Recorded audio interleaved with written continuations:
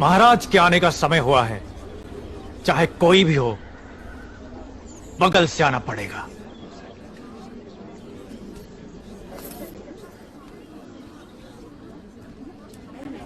आप आगे आइए।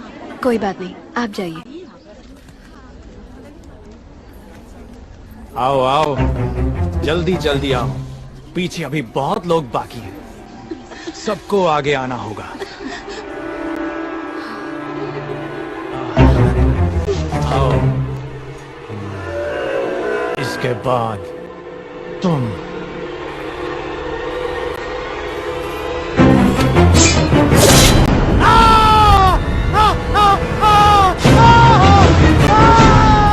इसे बंदी बना लो, बंदी बना लो इसे।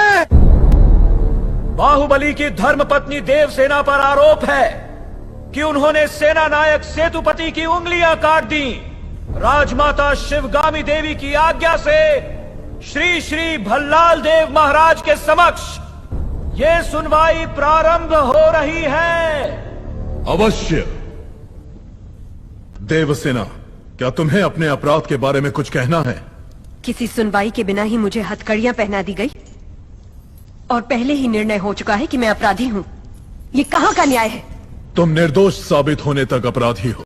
यही माहिष्मति का दंड विधान है। आदिवासी भी जिन्हें घिनौना समझते हैं, उन तौर तरीकों को आप दंड विधान कहते हैं? तो ऐसे दंड विधान को आग लगा दीजिए। अपने न्याय शास्त्र को गंगा में बहा दीजिए। अपने शासन को सूली पर चढ़ा दीजिए। जिस राज्य की मति भ्रष्ट है, उसका माहिष्मति जैसा बड़ा नाम। छी! देवसेना, इस महान साम्राज्य के बारे में अगर एक और अपशब्द भी निकाला।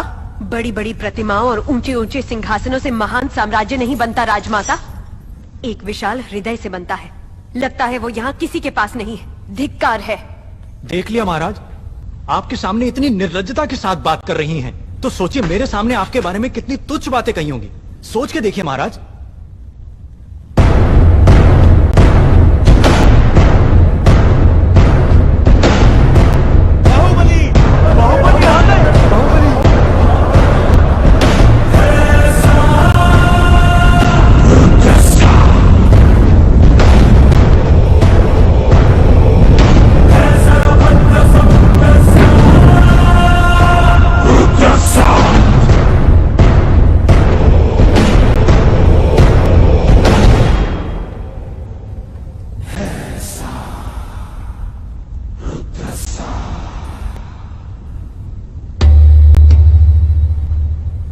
वास्तव में क्या हुआ था बताओ सेतुपति।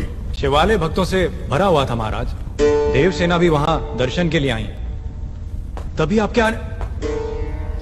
आने का समय हो गया था, तो मैंने उनसे कहा कि वो मुख्य द्वार की जगह दूसरे द्वार से आए। बाहु, ये क्या व्यवहार है? तुम पीड़ित को धमका रहे हो। विनती करने से सच बाहर नहीं आएगा महाराज। अपनी हद पार कर रहे हो बाहुबली।